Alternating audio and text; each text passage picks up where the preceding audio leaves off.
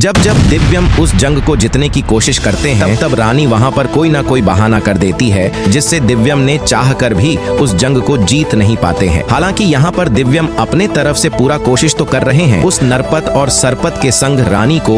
बंसल परिवार से बाहर करने के लिए, लेकिन रानी हर बार दिव्यम जी के जीते हुए मुकाबले के ऊपर पानी फेर देती है। हालांकि आज उस रस्सी खींचने वाले मुकाबले के चलते अभी बंसल परिवार के कुछ लोगों के हाथ में थोड़ा सा जख्म पैदा हो गया था और उसी जख्म पर हल्दी वाला तेल लगाने के लिए अब राधिका वहां से चलकर उस किचन में हल्दी तेल पकाने जा रही थी। तभी रानी की भाइयों ने वहां पर राधिका के सामने कुछ सब्जियां फेंक दिए थे, लेकिन राधिका वहां उन लोगों से कहने लगी थी कि ऐसे अन्न का अपमान नहीं करनी चाहिए। और वहीं दूसरी तरफ जब राधिका वहां से आगे बढ़ी थी तभी रानी उस किचन के गेट पर खड़ी होकर कहने लगी थी कि सुबह 6 बजे के बाद ये किचन अब बंद रहेगा। हालांकि अब राधिका वहां पर काफी परेशान हो गई थी, लेकिन अब राधिका वहां पर रानी से कहने लगी थी पापा जी के दवाई का समय हो रहा है और आप लोग ऐसे करेंगे तो हमारे पापा जी के खाना खाने के लिए बहुत जरूरी रहता है। हालांकि राधिका उन लोगों के सामने वहां पर काफी रिक्वेस्ट भी करने लगी थी, इसलिए अब आगे आने वाला ट्रैक में अब राधिका रानी की भाइयों को बंसल परिवार से बाहर करने में एक नया प्लान तैयार करने वाले हैं और उस प्लान में अब दिव्यम रानी के कमरे में जाने वाले हैं और उसी के जरिए अब राधिका और गोलू ने मिलकर